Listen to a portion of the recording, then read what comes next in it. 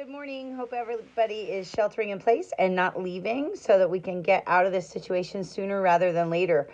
Today we're going to be reading chapter 9, and that starts on page 49. So if you want to turn to page 49, we'll read together.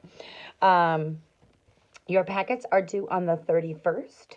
I should have more information about what's going to happen after that, after I go to school on Wednesday. So we have to be patient during this time. I hope all of you are doing well. Please check in with Google Classroom if you haven't. I have a little Padlet on there for some selfies. From social distancing selfies.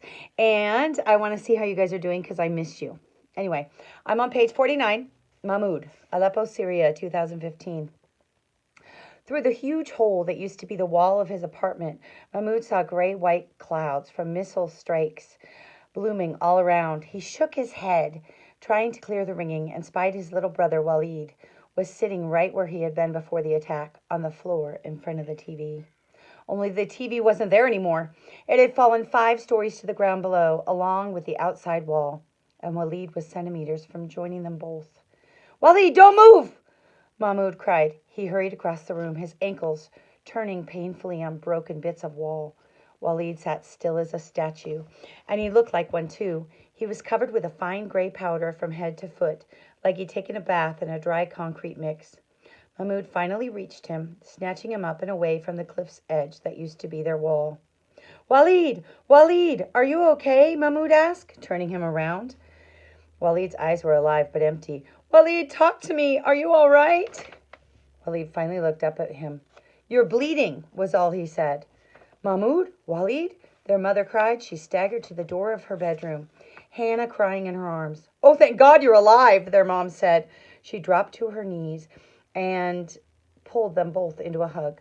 Mahmoud's heart was racing. His ears still buzzed and his shoulder burned, but they were alive. They were all alive. He felt tears come to his eyes and wiped them away. The floor beneath their feet groaned and shifted. "We have to get out of here," Mahmoud's mother said, putting Hannah in Mahmoud's arm. "Go, go. Take your brother and your sister. I'll be right behind you. I just have to grab a few things." "Mom, no!" "Go," she told Mahmoud, pushing them all towards the door. Mahmoud clutched Hannah with one arm and took his brother's hand. He dragged Walid with him toward the front door, but Walid pulled back. "What about my action figures?" Walid asked. He looked over his shoulder like he wanted to go back for them. "We'll buy new ones," Mahmoud told him. "We have to get out of here."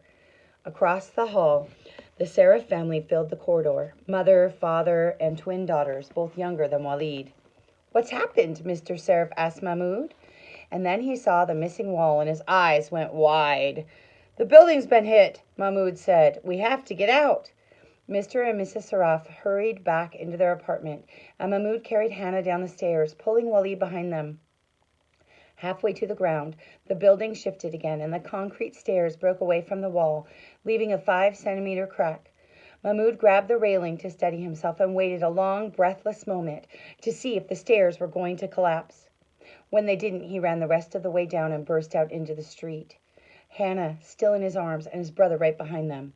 Remember when we talked about how the author can write the sentence in such a way that it expresses the action that's going on? If you notice, there's a lot of commas in that paragraph because they're trying to speed up the pace, not put a bunch of periods, so that you can feel the panic and the anxiety that they feel having to get out of the house. Rubble was strewn everywhere. Missiles and bombs thudded nearby, close enough to shake loose parts of the walls. A building shuddered and collapsed, smoke and debris avalanching out into the street.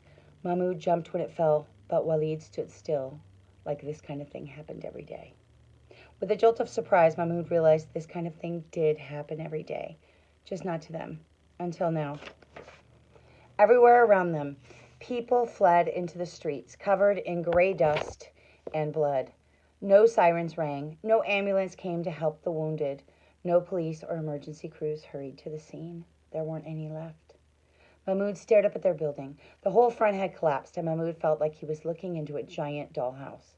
Each floor had a living room and a kitchen just like theirs, all decorated differently. The building groaned again, and a kitchen on top of the floor began to tip toward the street.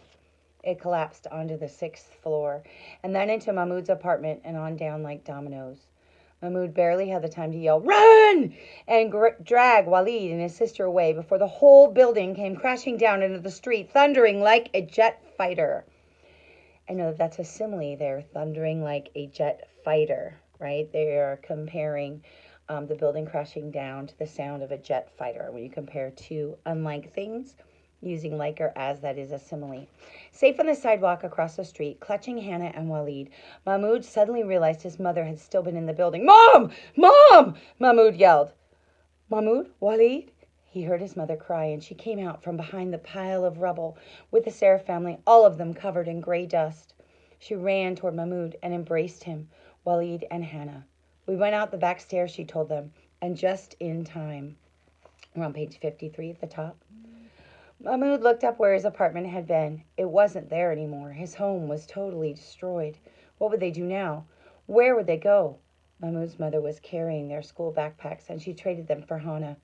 Mahmoud couldn't understand why his mother had bothered to save their backpacks until he saw they were stuffed with clothes and diapers. She had gone back for whatever she could take from the apartment.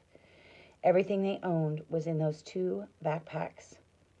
"I can't reach your father," Mahmoud's mother said, thumbing her phone. "There's no service again."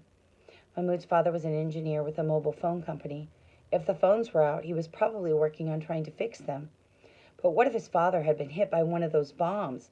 Mahmoud's stomach twisted into knots just thinking about it. And that's a hyperbole, isn't it? That is stomach twisted into knots, because that can't actually happen. And an exaggeration that can't actually happen is called a hyperbole. But then, there his dad was, running down the street toward them, and Mahmoud felt like he could fly. "Fatima! Mahmoud! Walid! Hannah!" his father cried. He wrapped them all in a hug and kissed little Hannah on the forehead. "Thank God you're all alive," he cried. "Dad, our house is gone," Mahmoud told him. "What do we do?" "What we should have done a long time ago. We're leaving Aleppo. Now I parked the car nearby. We can be in Turkey by tomorrow. We can sell the car there and make our way north to Germany." Everyone stopped while Mahmoud's father walked ahead. "Germany?" Mahmoud's mother said, and I'm on page 54 now. Mahmoud felt as stunned as his mother sounded. Germany. He remembered the map of the world that hung in the classroom. Germany was somewhere up north in the heart of Europe. He couldn't imagine traveling that far. "Just for a little while," Mahmoud's father said. "I saw on the TV they're accepting refugees. We can stay there until all of this is over, until we can go back home." "It's cold in Germany," Mahmoud said. "Do you want to build a snowman?" his father sang. They had seen Frozen in a movie theater. Remember, that's an allusion, right? They're making an allusion, They're making an allusion to the movie Frozen. Back when they could get to the now government-controlled side of the city that had theaters. "Yosef," Mahmoud's mom warned. Mahmoud's dad looked sheepish. "It doesn't have to be a snowman." "This is serious," Mom said. "I know we've been talking about leaving, but now, like this? We were going to pack, plan, buy tickets, book hotel rooms. All we have now are 2 backpacks and our phones. Germany is a long way away. How will we get there?" "By car first," Mahmoud's father shrugged. "Then by boat, by train, by bus, on foot. I don't know. What choice do we have? Our home is destroyed." I'm on the top of page 55. "Were you able to get the cash we've put away?" Mahmoud's mother nodded, but she was clearly still worried. "So we have money. We will buy tickets as we go. More importantly, we have our lives. But if we stay in Aleppo a day longer, we may not even have that." Mahmoud's father looked from his wife to Hannah to Mahmoud to Walid. "We've spent too much time talking about it and not doing anything. It's not safe here. It hasn't been for months, years. We should have gone a long time ago. Ready or not, if we want to live, we have to leave Syria." Okay, and that's where I'm going to stop for today. That's chapter 9. People have been asking questions about their packets, and I have the packet here. So if you have a question, feel free to reach out to me on Google Classroom or send me an email. And I will be more than happy to answer any questions that you have. This is 2 weeks worth of work. It is due the 31st of March. That's all I know at this point about when it's due and all of that. At this point, you really should have read this nonfiction article entitled "Migrant, Refugee, and Asylum Seeker." The way I set up this packet is I thought you should probably spend about 30 minutes a day on it on the school day. So it was about 10, 30-minute periods. Okay. So because these are all ACE questions, I figured this would take a while. Okay. But you should have the article done at this point, which means you should be on, and you should be done today with chapters 7 through 9. Okay. So make sure that you answer those questions. All right.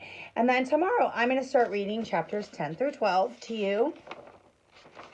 And so this week we have 10 through 12, 13 through 15, 16 through 18. Okay.